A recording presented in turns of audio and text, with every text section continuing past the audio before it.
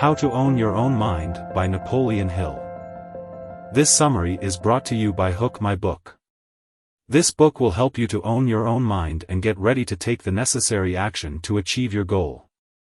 Mr. Carnegie taught many years ago that, one must recognize opportunity through creative vision, conceive how to capitalize on opportunity through organized thought, control the mind's activities and direct them to a given end with controlled attention. Creative vision.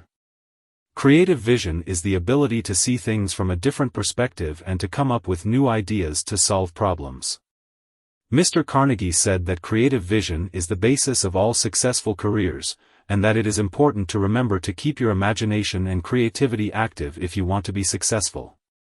He recommended that we all work hard, and not be afraid to take risks, in order to achieve our goals.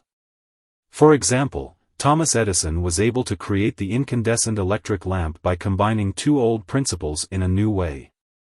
He was able to do this because he had a lot of persistence and a good sense of imagination. The author explains how the successful businessman, inventor, and scientist, Alexander Graham Bell, used creative imagination to overcome obstacles in his pursuit of success. For example, Bell was motivated by a definite purpose. He wanted to create a telephone. He concentrated his thoughts on this purpose, and his obsession led him to convert his desire into definite plans. He made use of the principle of organized individual endeavor, which is the ability to put one's plans into action with consistency and determination. Finally, Bell relied on the power of applied faith, which is the belief that what is desired will come to fruition.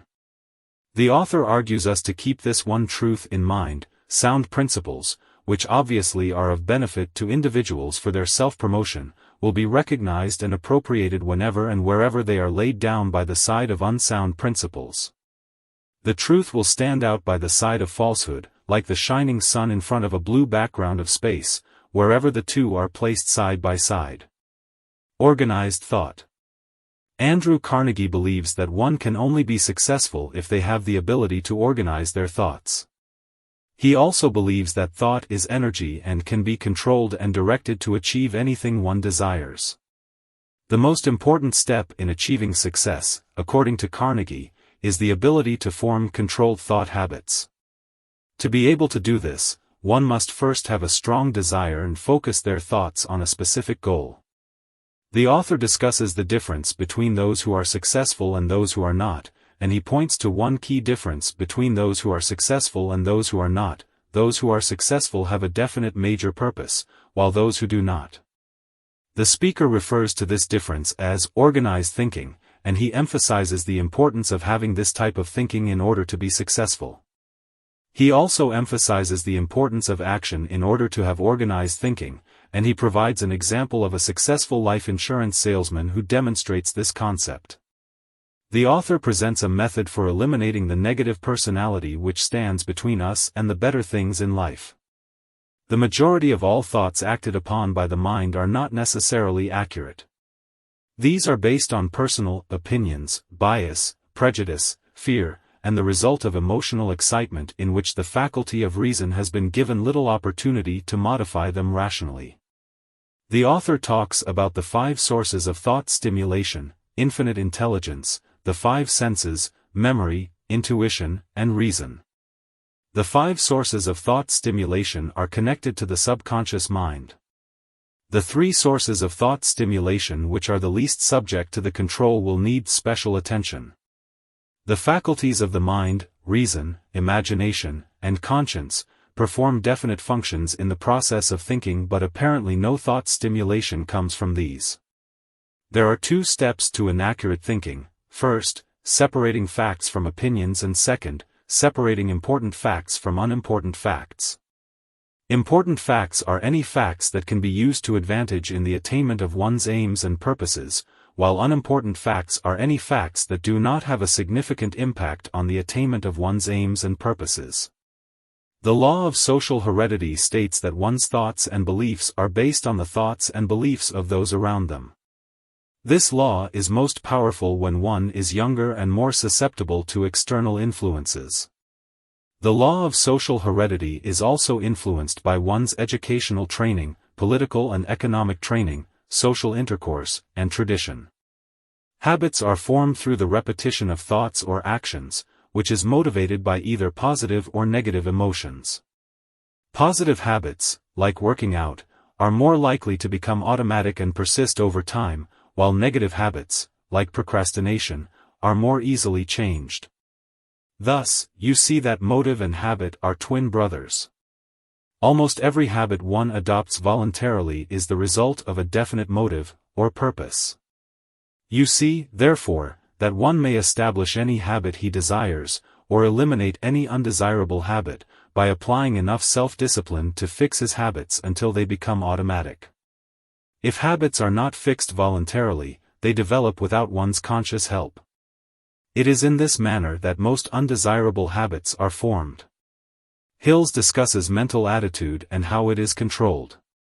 He then goes on to say that personal associations are important, and that one's thoughts are influenced by the people with whom they associate.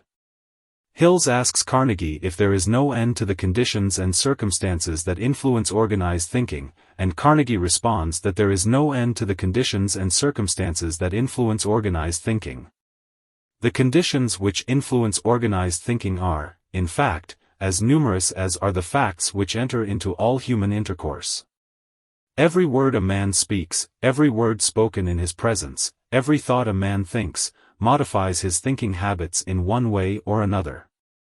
Naturally, if a man jockeys himself into such a relationship with others that he associates only with those who inspire him to think noble thoughts and engage in commendable deeds, he benefits by improving the nature of his own thoughts.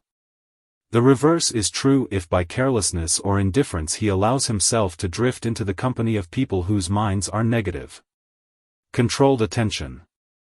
Controlled attention is the ability to focus on a task without distractions. It is a powerful tool that can be used for a variety of purposes, such as achieving success, improving relationships, or solving problems.